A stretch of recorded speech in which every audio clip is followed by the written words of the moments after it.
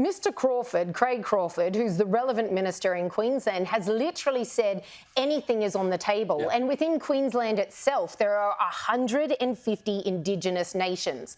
That's 150 just in the state of Queensland. And he's saying each of them can ask for anything. Nothing's off the table. Now, that isn't to say anything would be granted, but he's talking about, he's said the renaming of places, changes to the curriculum, changes to the criminal justice system, health, terms around adopting and fostering Indigenous kids, which we already know is absolutely, that's a mess already. It's just unbelievable. You know, something I thought was really interesting in that article was they talked about how our politicians are looking to Canada and New Zealand for a bit of a guide as to how this can all be worked out.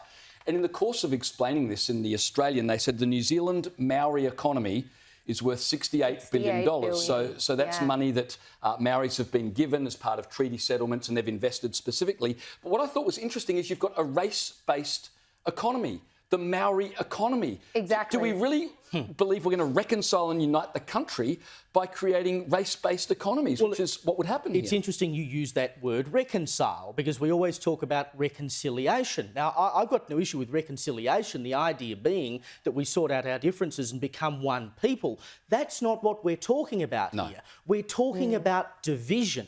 This flies directly in the face of the idea of reconciliation, because it's constantly pointing out how different we are and how wrong certain people are and the money they deserve, rather than saying, yes, things were done in the past, but now we want to move on and be one nation together. That's not what this is. Exactly.